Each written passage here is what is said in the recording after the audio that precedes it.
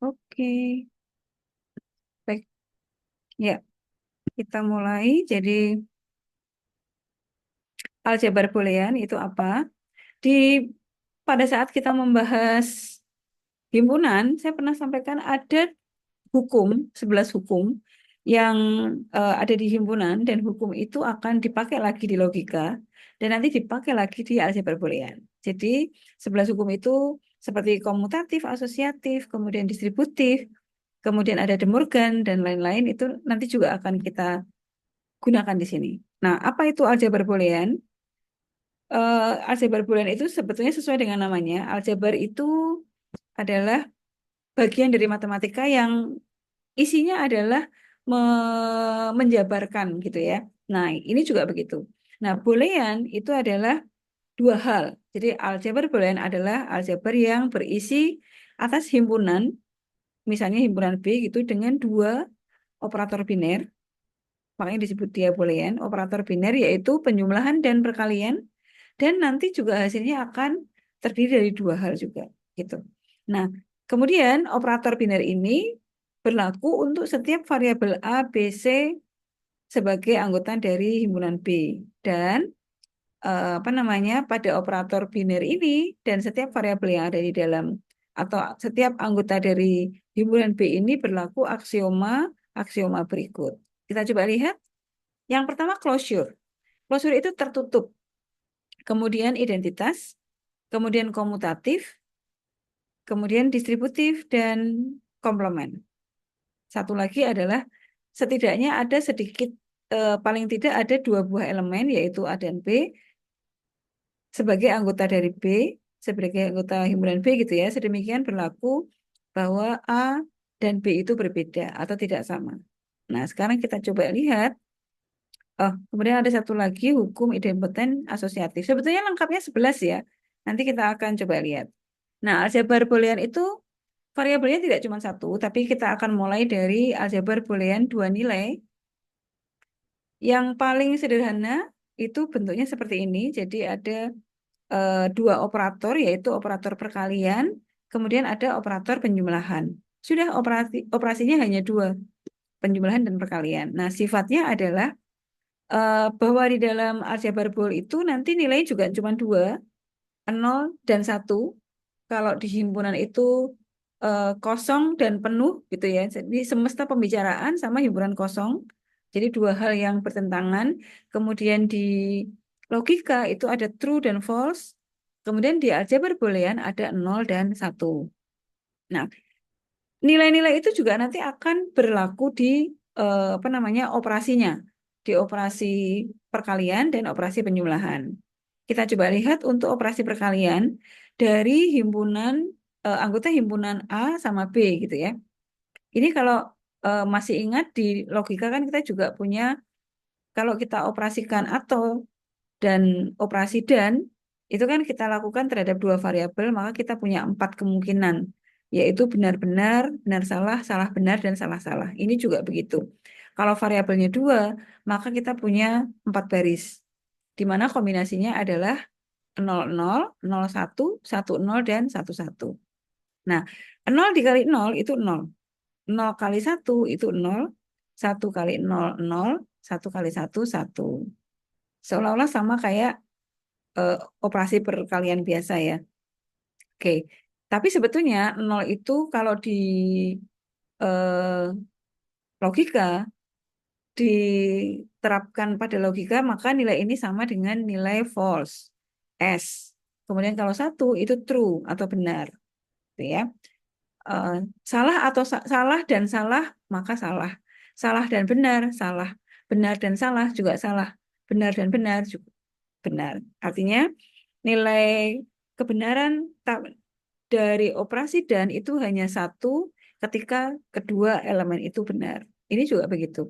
Di aljabar boolean juga hasil perkalian dari dua buah elemen A dan B itu akan bernilai satu jika keduanya bernilai satu. Gitu ya.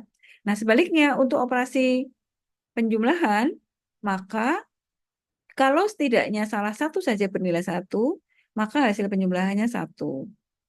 0 plus 0 itu 0, 0 plus 1, 1, 1 plus 0, 1, 1 plus 1, 1. 1 plus 1 itu tidak 2 ya, karena eh, nilainya hanya 0 dan 1. Nah, plus ini kalau di himpunan dia seperti union. Kalau di logika, di materi logika ini seperti atau gitu ya. Kalau ini dan ini atau. Nah, di aljabar boolean itu juga punya negasi. Negasinya 0 itu 1. Negasinya 1, 0. Gitu ya. Jadi kira-kira seperti itu apa namanya operasi dan eh, elemen di dalam aljabar boolean.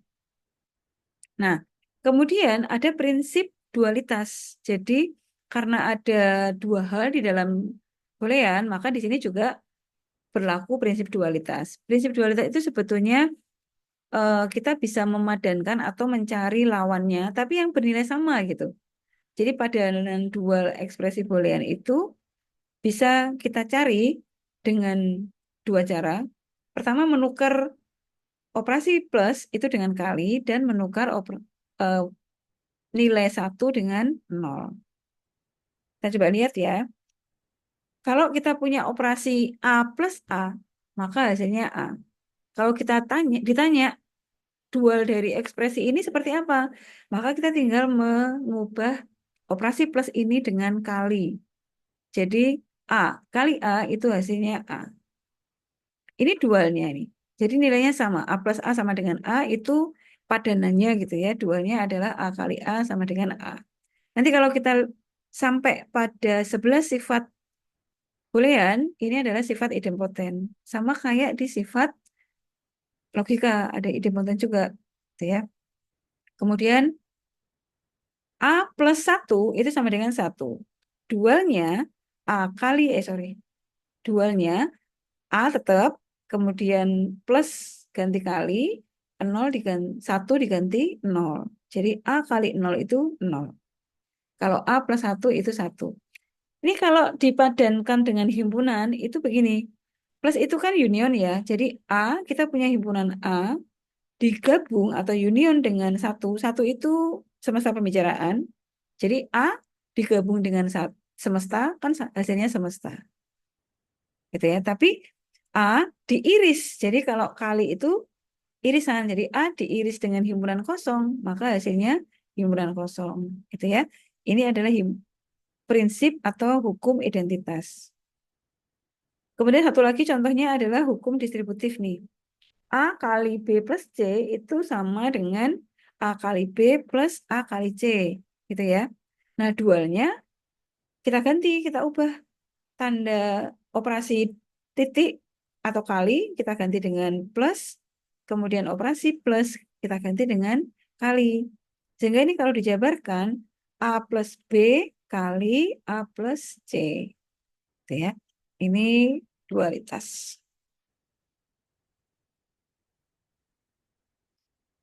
Oke. Nah, sifat-sifat aljabar boolean. Masih ingat sifat 11 ini? 11 sifat ini sudah pernah kita jumpai di himpunan dan logika. Jadi seharusnya sih kalian sudah punya bayangan gitu ya. Cuman berbeda aja sih kalau titik di logika itu jadi dan, kalau plus di rumus logika jadi V. Kalau di himpunan, kalau plus itu union, kalau kali itu irisan. Itu aja sih. Kita coba lihat ya, hukum identitas ada dua. Sebetulnya satu sama dua ini dualnya ya. Yang pertama A plus 0 itu A. Maka A kali satu itu juga A. Jadi ini diganti dengan dualnya.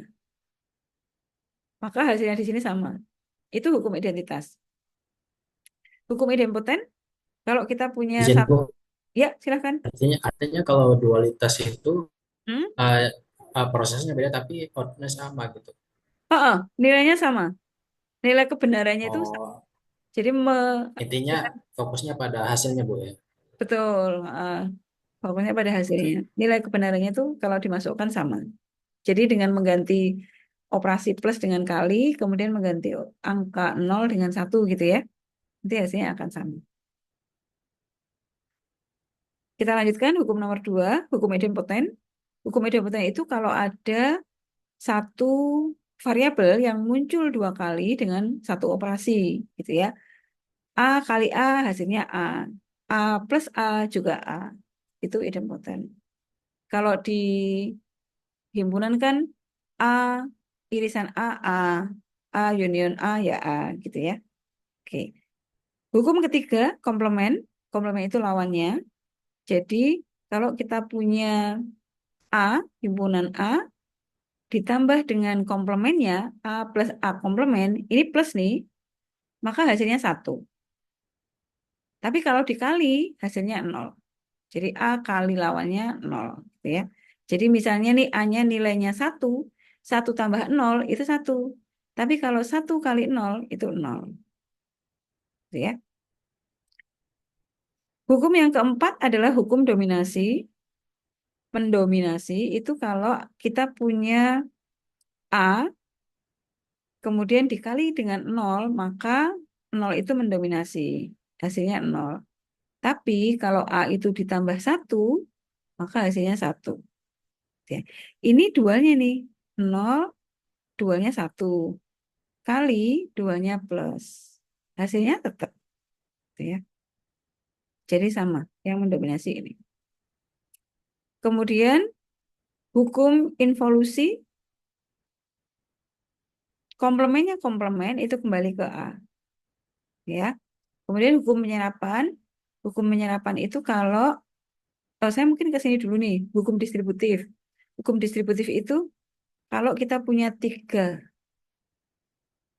variabel atau 3 himpunan ya, kemudian dioperasikan dengan 2 operasi plus dan kali, maka ini kan disebar seperti biasa ya, A plus B kali A plus C.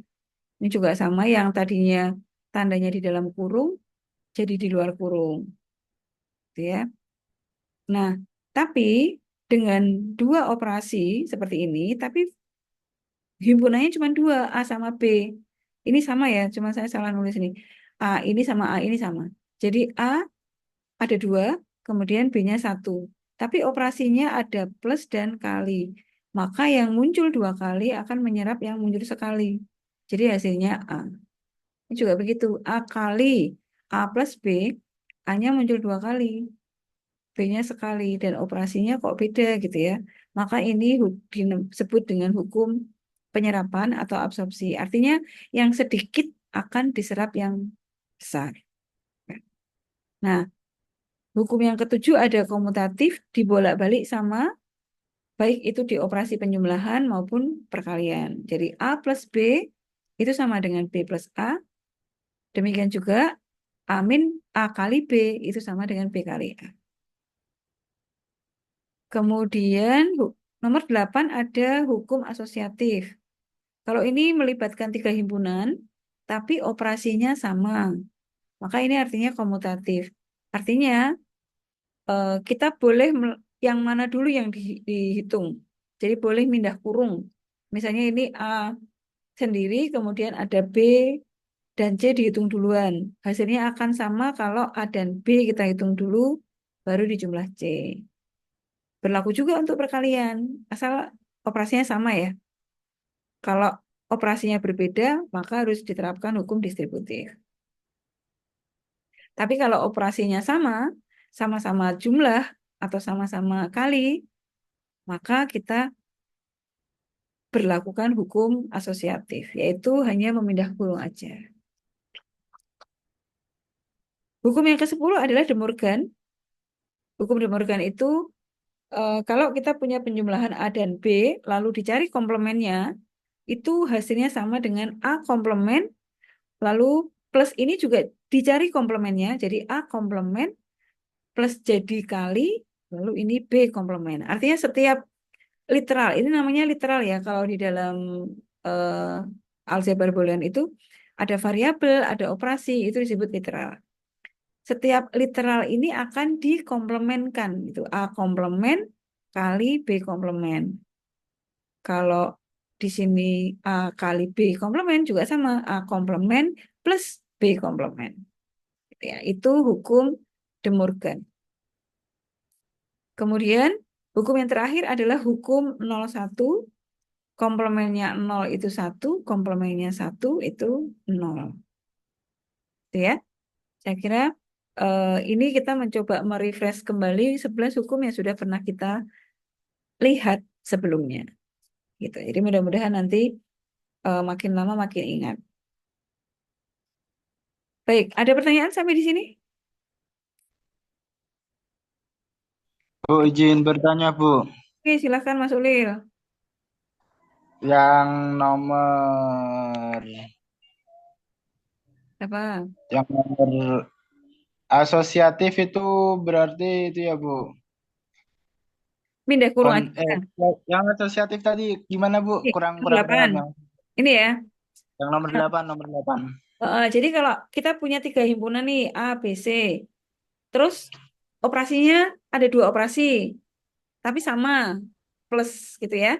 Maka ini kita boleh pindah kurung. Maksudnya kita boleh memindahkan yang dihitung, yang dikurung itu A tambah B, lalu C seperti ini. Boleh juga A sama C ditambah B gitu boleh.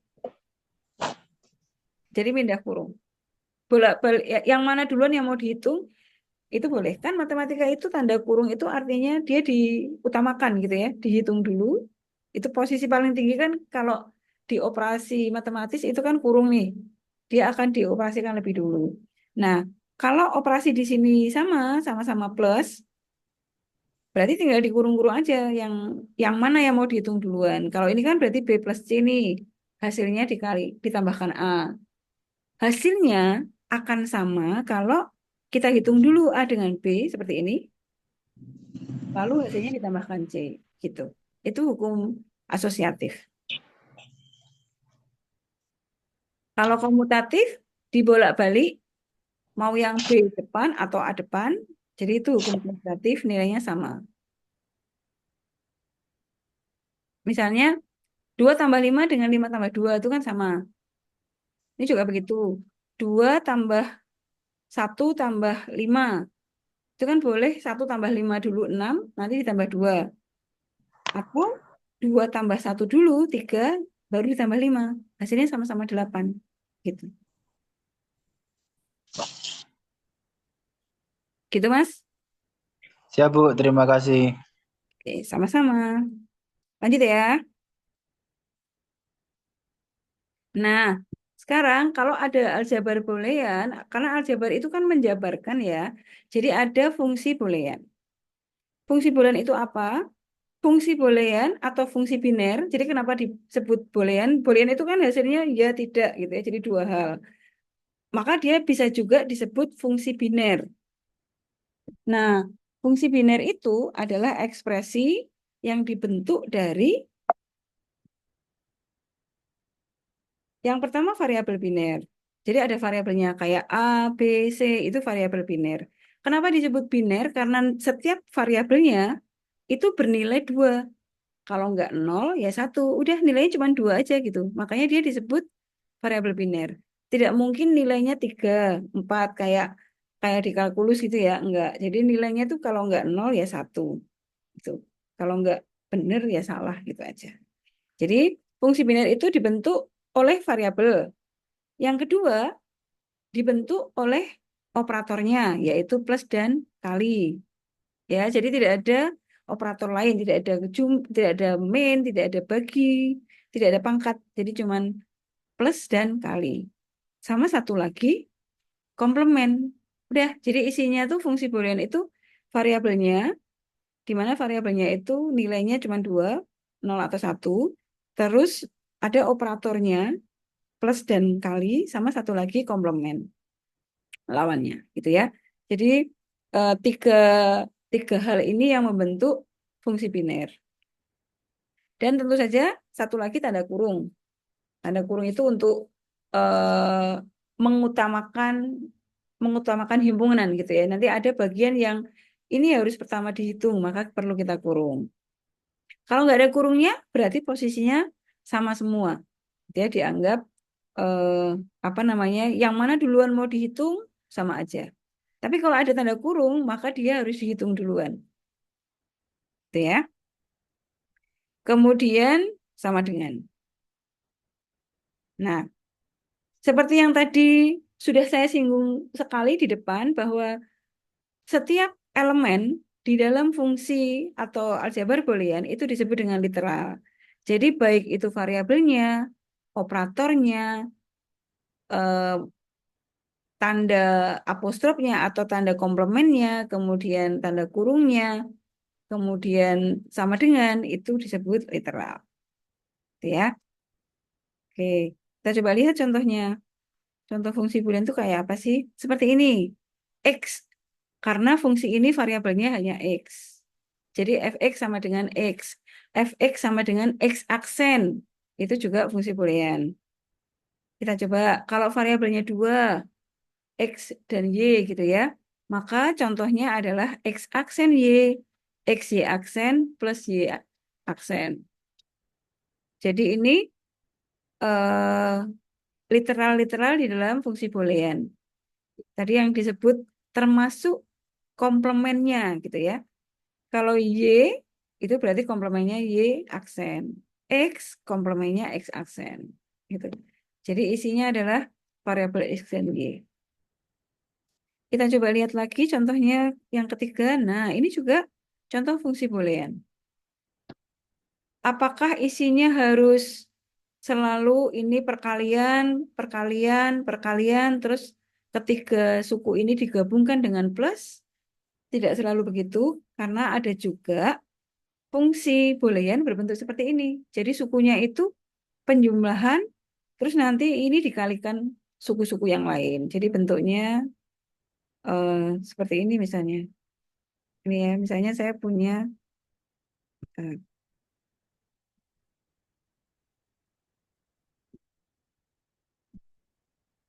nomor 6 misalnya, ini variabelnya X dan Y.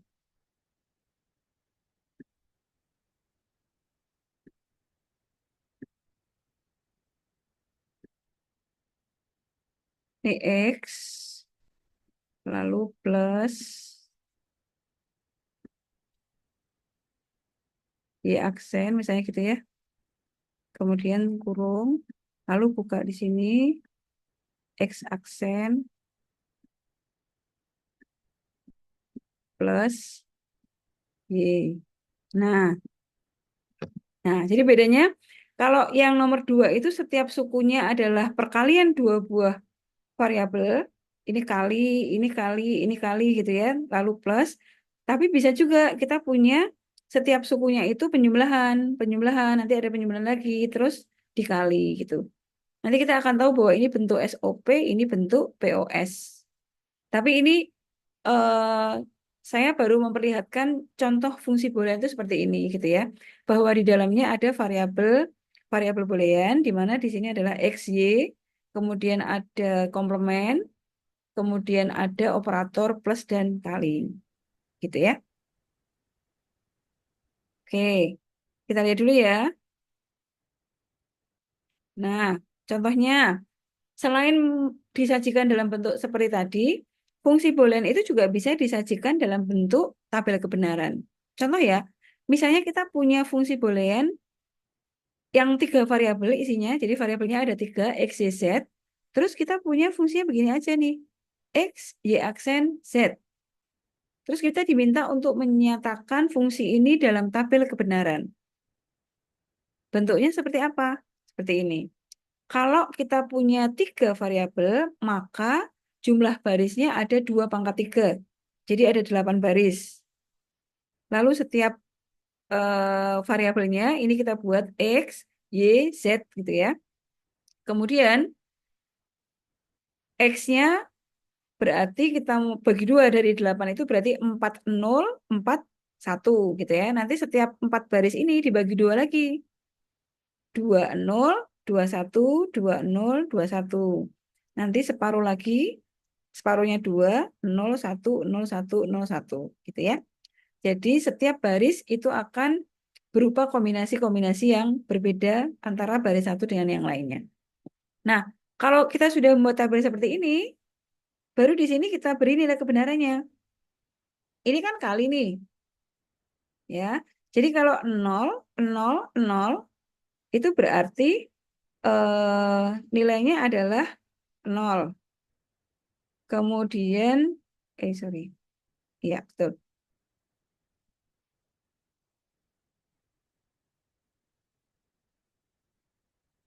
Ini, sorry. Kita sambil lihat ini ya. X-nya 0, berarti ini 0. Y aksen. Ini kan Y-nya 0, berarti Y aksennya berapa? 1 kan? Jadi 0, 1, 0. Itu baris 1. Saya tuliskan di sini ya. 0, kalau kita masukkan ke fungsinya nih, 0 kali 1 kali 0. Hasilnya 0. Gitu kan? Kemudian kalau ini 001 berarti 0, lalu di sini komplemennya, jadi komplemennya 0 itu 1, kemudian kali Z 1. 0 kali 1 kali 1 hasilnya 0. Kemudian ini yang baris ketiga 0, Y-nya 1, padahal kita perlunya Y aksen, berarti ini 0, lalu ini 0, 0, 0 gitu. ya 0, 0, 0, hasilnya 0. Lalu yang baris keempat berarti 0, 0, 1 gitu ya. 0. 0. Ini 0, terus ini 0, 1. Gitu kan? Hasilnya 0. Baris berikutnya 1, 1, 0. Gitu ya. Berikutnya 0. 1, 1, 1. 1. Dia bernilai 1 di sini. Oke. Ini berarti 1, 101, 100. 1, 0, 0.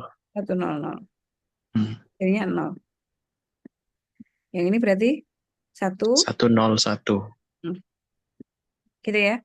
Jadi boleh disajikan dalam bentuk tabel kebenaran seperti ini. Oke, paham ya? Jadi nilai fungsi booleannya adalah seperti ini. Oke, dan apakah fungsi boolean itu tunggal atau unik? Jawabannya tidak, karena kita bisa punya dua fungsi boolean yang bernilai sama. Jadi begini, kita punya fungsi boolean yang bentuknya seperti ini. Variabelnya 3 ya, X, Y, Z. Kemudian katakanlah kita punya fungsi yang didefinisikan seperti ini. Dan ada satu fungsi lagi, G, yang didefinisikan seperti ini. Dan ini, F sama G ini sama nih. Kita coba lihat di tabel kebenaran ya. Ini kalau kan 3 variabel jadi punya 8 baris nih. Sekarang kita masukkan ke F. Ini berarti 110 di sini ya. 110. Kita lihat di baris 1 dulu. 110, lalu plus 0, 0, 0, 0. Sorry, 1, 0, 0. Kemudian X si aksen 01. 0, 1. Z-nya? Z-nya nggak ada. Nah, Z-nya nggak ada itu artinya dia akan dipakai 0, dipakai juga 1. Jadi ini 0, 1, 0 sama 0, 1, 1. Gitu artinya. Jadi ini kalau dikalikan kan 0 ya. Plus 0, 0, plus 0. 0, plus 0 ya. Gitu. Kemudian G kalau kita masukkan ke sini juga sama. Berarti ini 1. Y-nya berlaku 2 ya. 1, 0, 0 sama 1, 1, 0. Hasilnya 0. Kemudian ini juga nanti kalian coba cek. Untuk yang baris kedua, dikombinasi 0, 0, 1. Kalau kita masukkan ke sini hasilnya 1. Kalau kita masukkan ke sini juga hasilnya 1. Dan ternyata ini sama nih. Setiap barisnya dari G dan F ini itu sama. Jadi artinya fungsi boolean itu tidak tunggal atau tidak unik. Karena bisa saja dua nilai atau lebih fungsi itu bernilai sama. Ini sama persis nih. Ya, gitu. Itu kenapa apa namanya? Fungsi boolean itu tidak unik. Karena bisa lebih dari 2 malah. Ini kebetulan 2 aja kita sudah bisa menemukan ini sama nih ternyata nilai kebenarannya gitu ya. Dan satu lagi kalau di sini tidak ada, misalnya kayak gini Z-nya tidak ada, itu bukan berarti Z tidak dimasukkan, tapi justru kita harus mencoba nilai variabel itu di setiap nilainya, baik nilai 0 dan 1. Ini juga begitu, diuji di Y-nya 0 dan 1, ini diuji di Z 0 dan 1.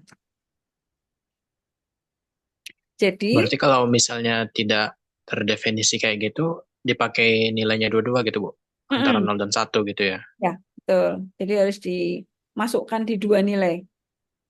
Oh, oke, Bu, oke. Oke. Nah, sekarang kita masuk ke fungsi komplement ya. Kan kita sudah tahu nih ada fungsi boolean. Nah, fungsi komplement atau lawan gitu ya. Maka nanti dia nilainya akan lawannya. Kalau F itu bernilai 1, maka fungsi komplementnya akan bernilai 0. Gitu ya. Nah, fungsi komplement atau lawan dari F itu cara mencarinya bagaimana? Cara mencarinya bisa lewat dualnya, bisa lewat komplementnya. Jadi misalnya nih, kita punya fungsi F dengan 3 variabel. Katakanlah bentuknya begini, X kali Y aksen Z aksen plus YZ. Maka untuk mencari komplemennya, komplement itu kan lawannya ya, jadi harus kita beri tanda apostrof seperti ini. Jadi ini kita kurung, terus di apostrof. Lalu dengan menggunakan hukum De Morgan, masih ingat kalau De Morgan itu misalnya ya kita punya X plus Y komplement, maka De Morgan itu adalah X. Nilainya sama dengan X komplement, lalu plus di situ jadi titik, Y komplement. Gitu ya. Jadi, kalau F-nya seperti ini, maka F aksennya, ini X, ini kita kurung dulu ya, terus dijabarkan berarti X komplement. Di sini kan sebetulnya ada titik nih. Dia jadi plus, lalu ini dikomplementkan. Jadi ini masih dikurung ya. Ini Y komplement Z komplement plus YZ komplement. Lalu ini tetap tidak berubah. X komplement. Kemudian ini sudah jadi plus. Nah, tinggal kita lakukan hukum De Morgan lagi terhadap ini. Jadi Y aksen, Z aksen kita kurung komplement. Lalu operator plus ini jadi kali. Kemudian YZ kita kurung dulu, lalu komplementkan. Nah, kita jabarkan ya sini. Komplemennya Y komplement Z komplement itu adalah komplemennya ini. Y komplement dikomplementkan berarti jadi Y. Lalu titik di sini, komplemennya itu jadi plus. Z komplement dikomplementkan sekali lagi jadi Z. Kemudian komplemennya ini berarti Y komplement. Jadi plus Z komplement. Gitu. Jadi fungsi ini F, komplemennya adalah ini. Nah, nilai kebenarannya tentu lawannya ya, karena komplement. Jadi kalau nilai di sini misalnya ini nilainya 1, maka ini 0. Kalau ini 0, maka ini 1. Gitu. Jelas? Untuk mengubah atau membuat komplement dari fungsi boolean.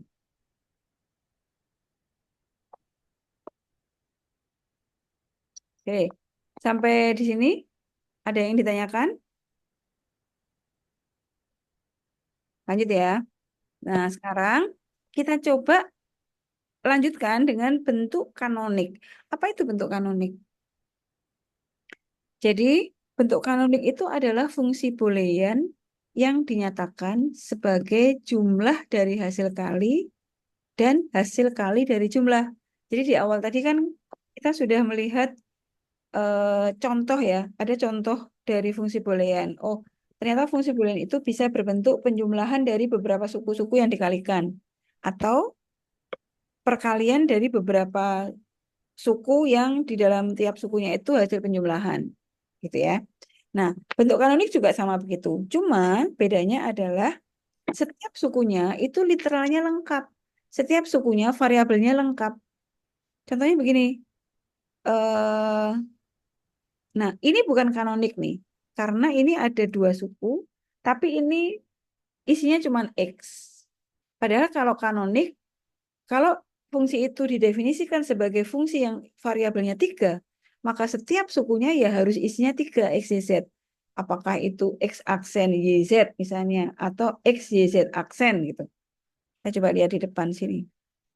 Ini bukan kanonik nih, karena ini X, Y, Z, ini juga iya, tapi ini kurang Z. Kemudian kita coba lagi lihat di contoh. Nah, ini kanonik karena dia satu suku. Ini enggak kanonik karena ini enggak ada X-nya. Gitu ya. Jadi kanonik itu setiap sukunya isinya literal lengkap. Nah, nih. Nah, kanonik itu ada 2 macam. Ada, ini sudah saya singgung tadi, bentuk SOP atau sum of product. Jadi merupakan penjumlahan dari bentuk-bentuk hasil kali. Jadi ya, penjumlahan dari hasil kali setiap suku. Atau disingkatnya min term. Jadi min, kuncinya di sini. Dan bentuk satunya adalah POS, product of sum. Ini hasil kali dari penjumlahan literal di setiap sukunya. Atau nama lainnya max term.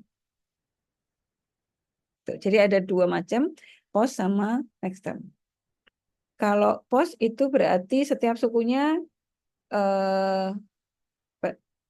perkalian. Kalau SOP atau SOP setiap sukunya isinya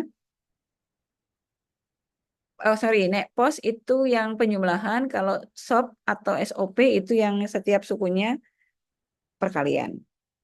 Nah, nanti ada bentuk ringkasnya lagi. Kalau yang min term atau SOP, nih,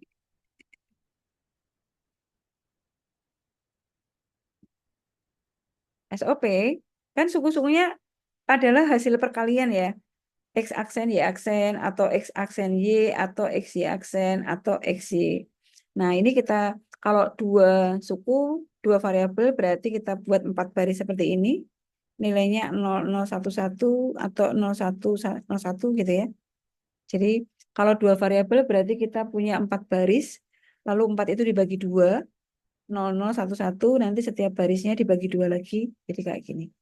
Nah, untuk SOP atau min term, itu kalau X-nya bernilai 0, maka simbolnya aksen. Jadi X-nya 0, Y-nya 0, maka bentuk variabelnya adalah, atau bentuk sukunya itu X aksen, Y aksen. 01 berarti X aksen Y. 10 berarti X-nya 1, Y-nya 0, berarti aksennya di Y. Gitu ya, X, Y aksen. 11 berarti XY, nggak ada aksennya. Jadi kalau bentuknya min term, aksennya dikenakan di angka 0, atau angka 0 itu dikenakan di komplement, gitu ya. Tapi sebaliknya, kalau max term itu setiap sukunya penjumlahan. Sini. Maka dia bernilai 1 justru kalau di aksen. Kayak gini. X-nya 0, Y-nya 0. Di sini nggak ada aksennya nih. Jadi X plus Y. X-nya 0, Y-nya 1, maka yang ada aksennya atau ada lambang komplemennya itu di Y-nya. Di baris ketiga, X-nya 1, Y-nya 0, maka di maksimnya yang bernilai 1 itu yang ada apostrofnya atau ada petiknya. Loh, jadi kebalikan ya. Kalau SOP itu yang ada aksennya yang 0, kalau POS atau POS, product of sum, itu yang ada aksennya justru yang tidak pakai petik. Itu yang bernilai 1 justru yang pakai aksen. Jadi yang bernilai 1 justru yang pakai aksen.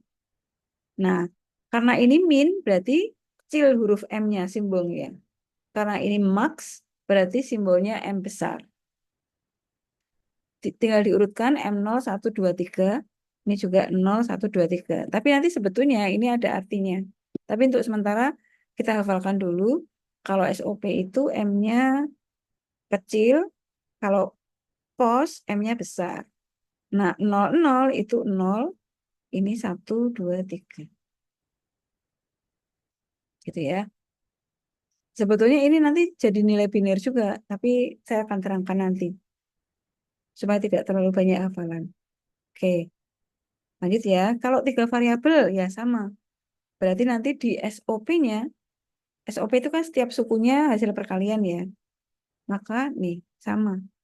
Yang ada aksennya itu yang bernilai 0. Di sini X-nya 0, Y-nya 0, Z-nya 0, maka bentuk suku di maxterm-nya adalah X plus Y plus Z.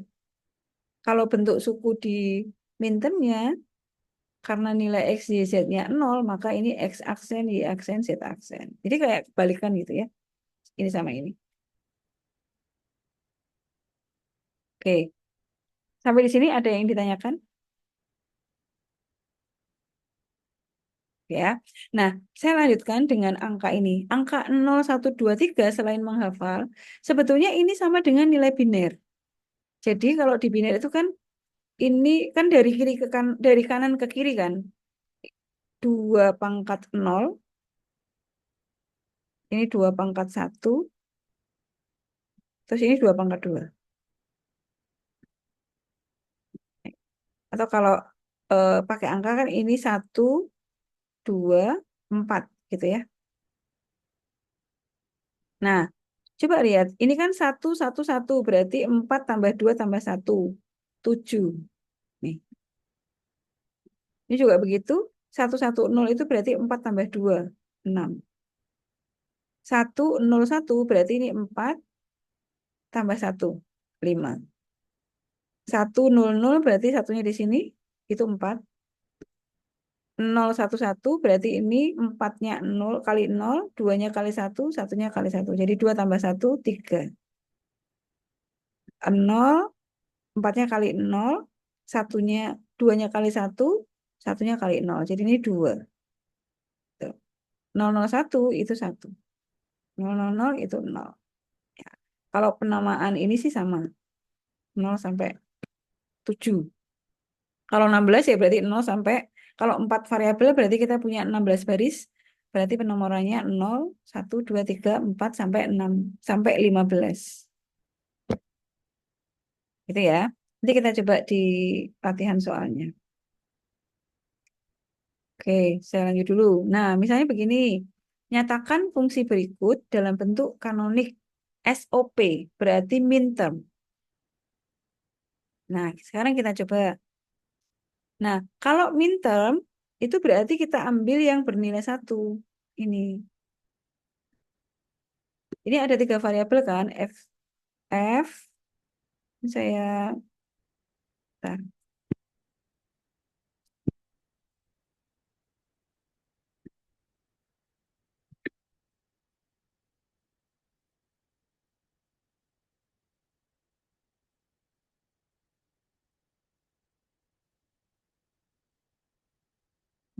Ini ya.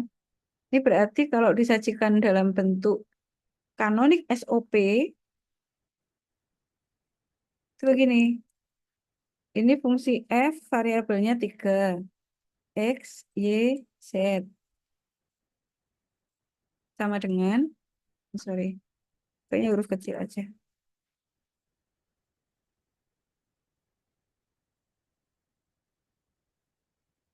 Nah, ini ya. Di sini, ingat SOP itu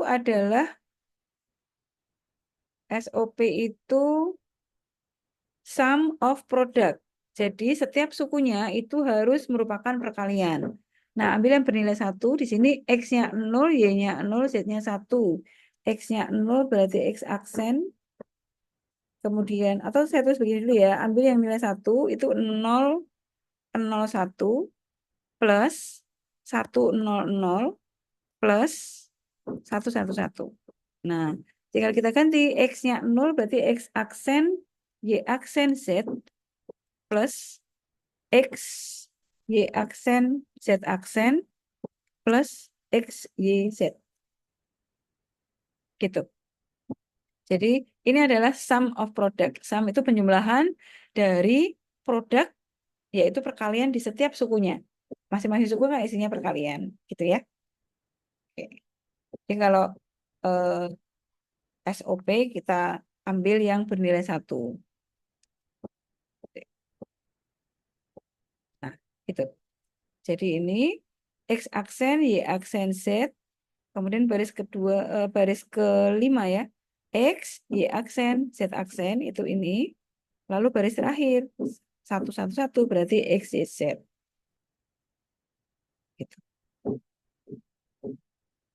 Nah, ini berarti eh, boleh diurutkan. Ini 0, 1, 2, 3, 4, 5, 6, 7 gitu ya. Boleh. Tapi kalau misalnya tidak menghafalkan begitu, ini juga bisa nih sebetulnya.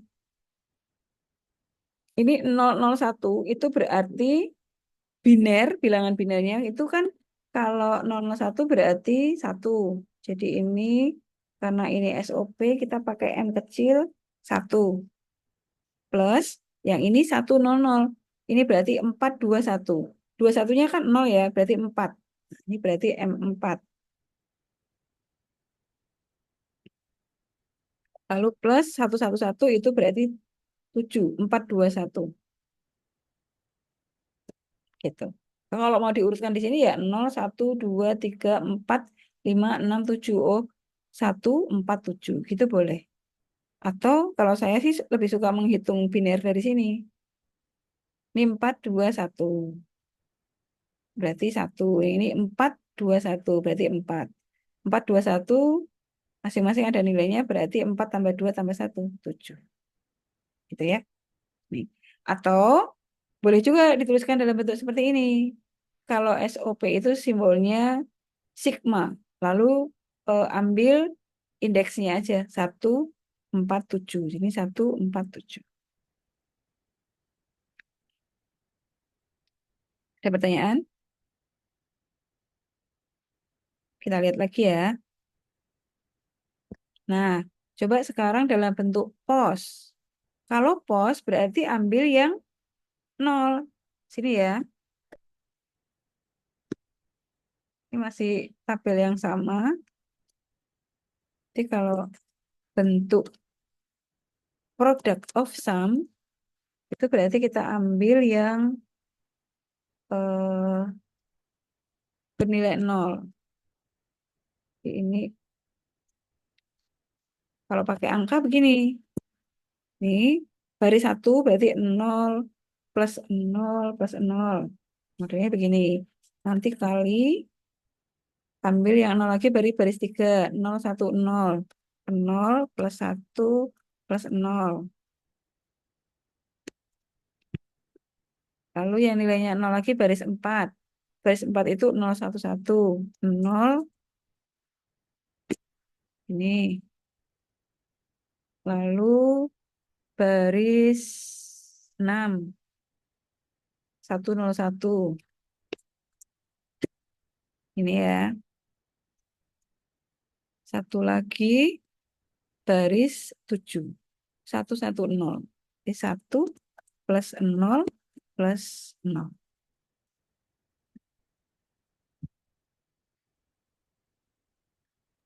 Izin Bu, Silakan. yang terakhir itu 100 apa Sorry, satu sorry.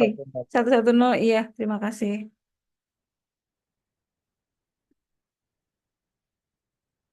110, ini sebentar. Nah, berikutnya tinggal kita ganti dengan variabel. Kalau POS atau POS berarti yang pakai aksen itu yang bernilai 1 ya. Berarti ini X, Y, Z. Ini X, Y aksen, Z. X, Y aksen, Z aksen. X, Y aksen, Z aksen. Kok sama? Balik ya. Ini Y, ini X aksen, Y, Z. Gitu. Pakai indeks berarti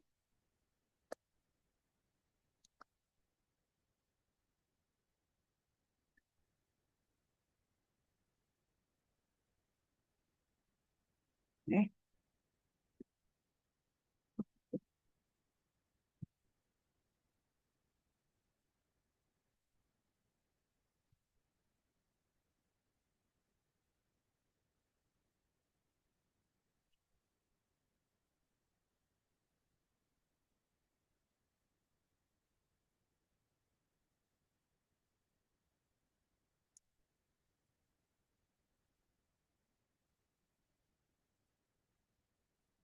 Ini belum.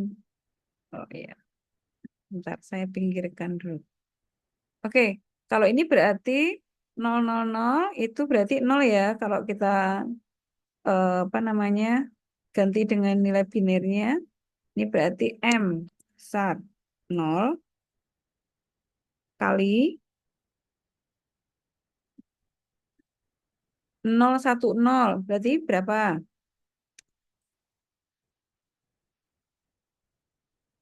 2, Bu. 2, betul. 011.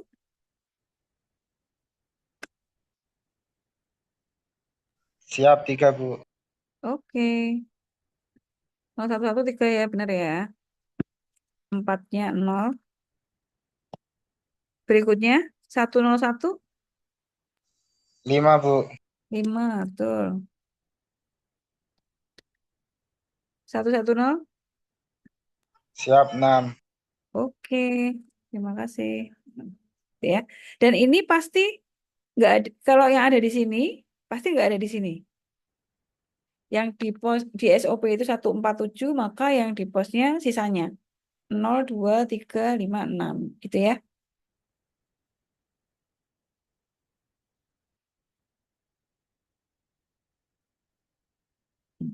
Kalau mau ditulis dalam bentuk indeks-indeksnya seperti ini, kita pakai tanda ini. Saya lupa ini membacanya apa ya. Kalau sigma itu kan menjumlahkan, kalau ini mengalihkan gitu. Kayak pi tapi besar. Ini bukan pi sih. Saya lupa cara membacanya. Oke, kita coba yuk. Nih,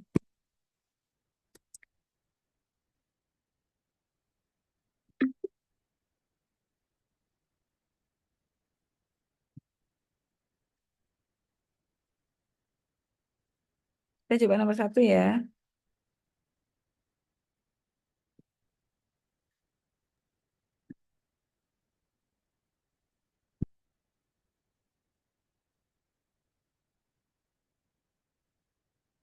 Pakai salah satu apa namanya bentuk aja ya. X plus Y aksen Z. Ingat, bentuk kanonik SOP itu pasti kanonik, SOP dan pos itu pasti kanonik. Jadi setiap sukunya harus lengkap. Nah, ini suku yang pertama itu kan cuman X ya, berarti dia harus mengandung kita tambahkan Z sama apa namanya Y sama Z. Jadi pertama untuk suku pertama ini kita kalikan Y plus Y aksen. Itu dulu. Karena ketika kita mengalihkan Y plus Y aksen, ini kan nilainya 1 nih. Ya kan? Misalnya ya, Y-nya 1, maka Y aksennya 0. Sebaliknya, kalau Y-nya 0, berarti Y aksennya 1. Jadi 0 plus 1 kan 1. Artinya, sebetulnya kita tidak mengubah nilai ini, karena X kita kalikan 1 kan nggak masalah gitu. Gitu ya. Nah, begini dulu nggak apa-apa. Ini berarti, ini juga sama nih. Ini kan kurang X nih, berarti ini kita kalikan X plus X aksen. Nah, jadi kalau kita jabarkan lagi di sini,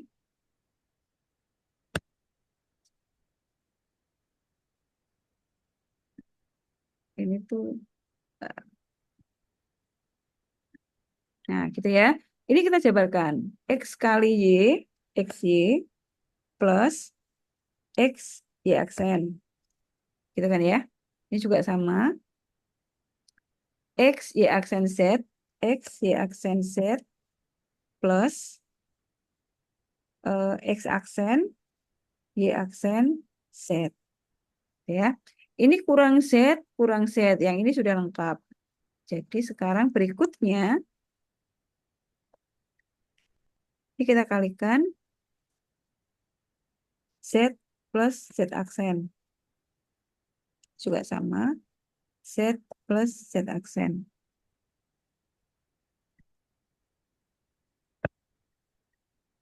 Nah, jadi ini X, Y, Z plus X, Y, Z aksen.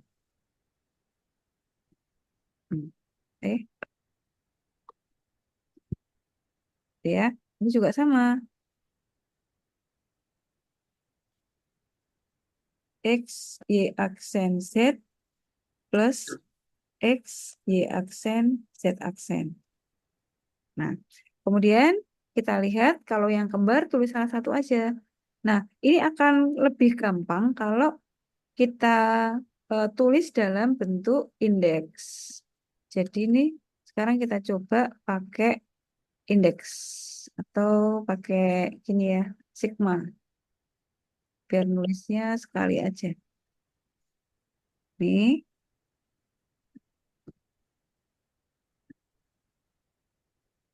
eh,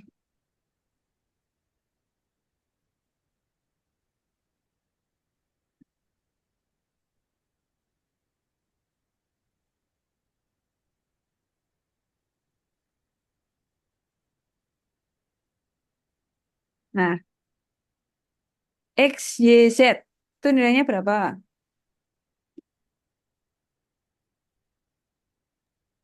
Nol. Loh, SOP loh. SOP itu kalau nggak pakai aksen dia 1.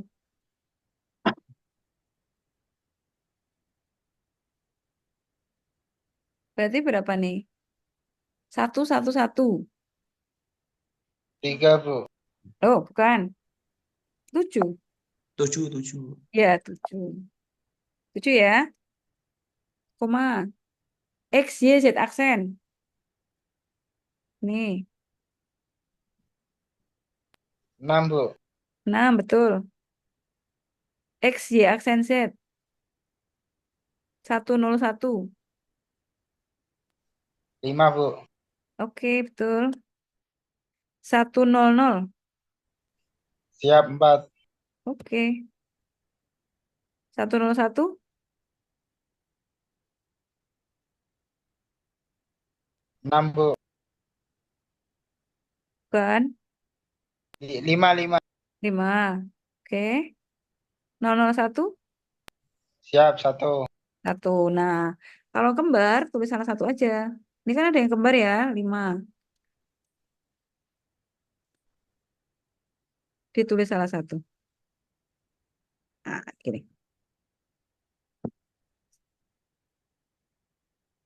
Jelas? Lagi ya, nomor 2 ya.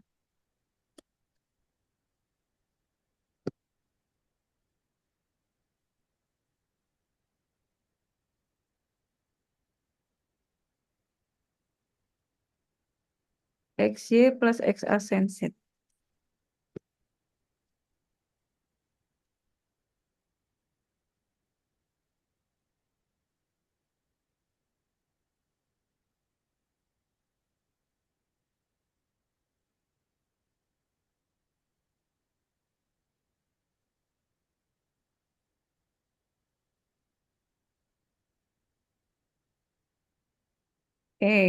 Ini nggak ada Z-nya. Jadi kita kalikan Z plus Z aksen. Yang ini nggak ada Y-nya. Ini Y plus Y aksen. Ya.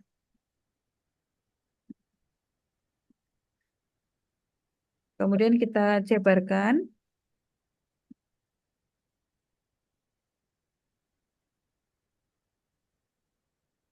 Ini berarti X, Y, Z plus X, Y, Z aksen plus X aksen Y, Z plus X aksen Y aksen Z.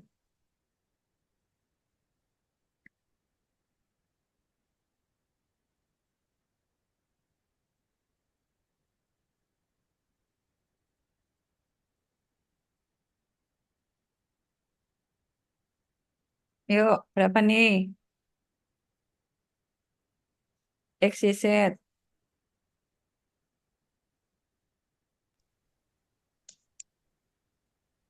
7. 7. X, Y, Z aksen.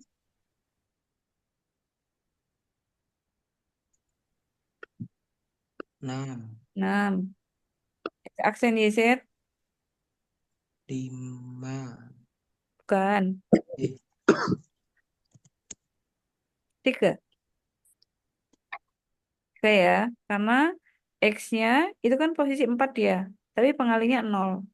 Jadi 4 kali 0, 2 kali 1, 1 kali 1. Jadi 3 ya.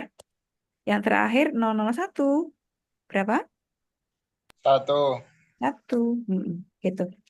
Bisa ya. Nomor 3 sampai 6 tugas ya. Oh iya, posnya belum. Kalau begitu, kalau dalam bentuk posnya, ini SOP.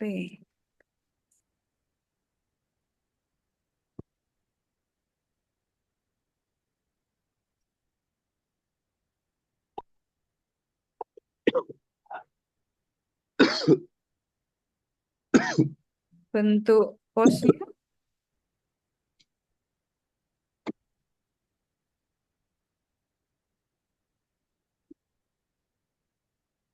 bentuk posnya sebetulnya, kalau kita sudah punya seperti ini, maka bentuk posnya kita boleh tuliskan begini.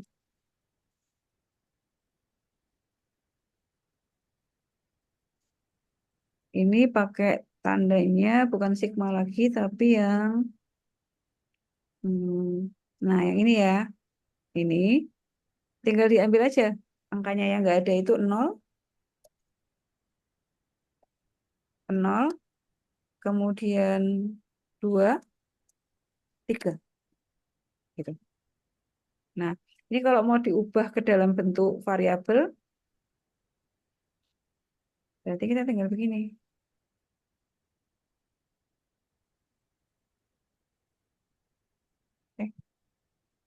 Sorry.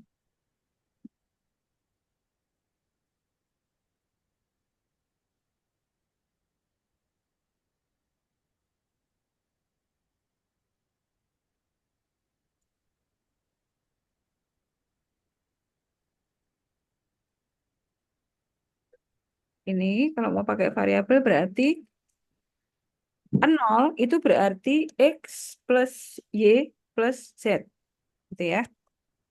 2 itu berarti satunya di tengah kan, 0, 1, 0 ya. Kalau 2 ya berarti X plus Y aksen plus Z. 3 itu berarti 0, 1, 1. X-nya 0 berarti X, Y-nya aksen, Z-nya aksen. Nah, gitu. Jadi ini, eh, salah. 3 itu berarti 2, 1. Iya, benar. Ini ya, 1. Ini 0, ini 1, ini 1.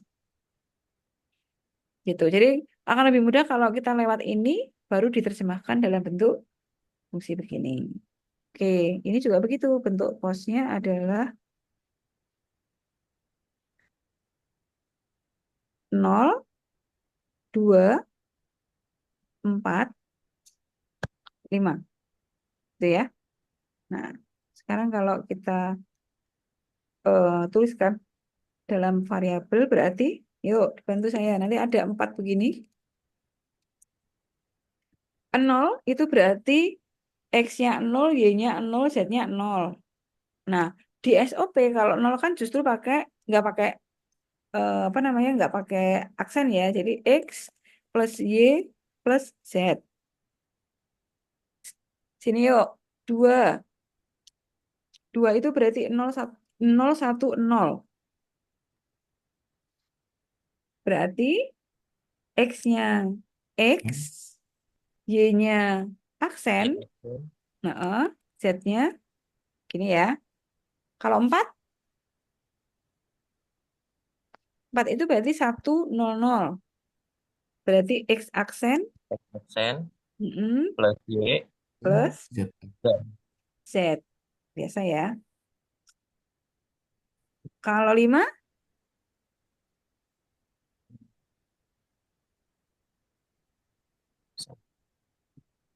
X aksen, 1, 0, 1 ya. X aksen, betul. Y, Y. Z aksen. Oke, mudah ya. Nah, nomor 3 sampai 4 tugas. Nyatakan dalam bentuk SOP dan POS.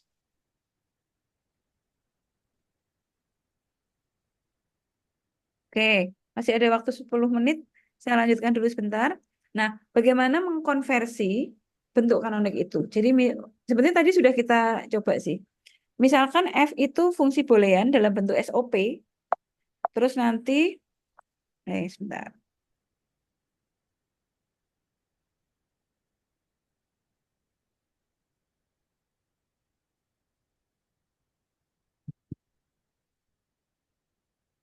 Misalnya F ini dalam bentuk SOP. Kita bisa tuliskan seperti ini ya, 1, 4, 5, 6, 7.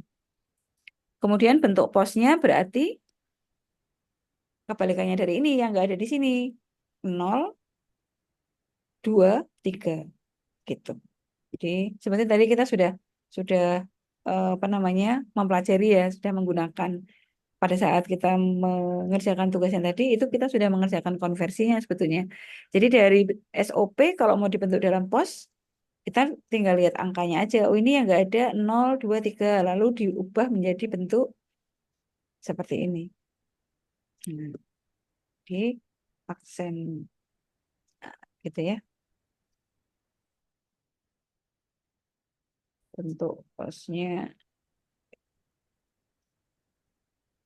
Lawannya 0 berarti kalau nolnya apa namanya SOP berarti 00 berarti di sini 111. Udah yang tadi ya, maksudnya enak langsung gitu. Kalau 0 itu berarti kalau yang POS itu yang nggak pakai petik, jadi XYZ, gitu ya. Oke, ini sebetulnya sudah kita singgung tadi sih mengkonversi antara bentuk kanonik dan SOP ke POS dan sebaliknya. Tapi ini per langkahnya. Oke, ya sama kayak yang tadi ya. Oke, tambah ini ya. Jadi 4 soal tadi, yang ini nih, 3, 3, 4, 5, 6 tambah ini. Konversikan ke dalam bentuk SOP. Ini bentuknya POS, ubah ke SOP, ini bentuknya SOP, pindah ke POS. Lalu cari bentuk kanoniknya dari fungsi ini. Kalau ini 2 variabel berarti hanya kurang dikalikan Y plus Y aksen. Kalau ini 3 variabel berarti kayak tadi, ini harus dikalikan X plus X aksen sama satu lagi Y plus Y aksen. Ini juga kurang Z, sorry. Ini kurang X plus X aksen dan Z plus Z aksen, ini kurang Z gitu. Oke. Saya kira itu bentuk bakunya kita pelajari minggu depan. Dan menyederhanakan bentuk baku. Oke, ada pertanyaan? Saya kira pertemuan pertama untuk aljabar boolean kita cukupkan dulu sampai di sini. Nanti boleh dibaca-baca dulu sebelum pertemuan minggu depan. Minggu depan itu pertemuan ke-6 kayaknya ya. Jadi materi terakhir untuk UTS. Ada yang ditanyakan? Bu. Mm-mm. Oh, tidak ada. Oke, terima kasih. Mudah-mudahan apa yang saya sampaikan hari ini bisa dipahami ya. Ya, Bu. Oke, baik. Saya akhiri dulu. Terima kasih hadirnya. Tetap jaga kesehatan. Sampai jumpa minggu depan. Nanti setelah ini saya upload coretan dan rekamannya. Terima kasih. Wassalamualaikum warahmatullahi wabarakatuh. Waalaikumsalam.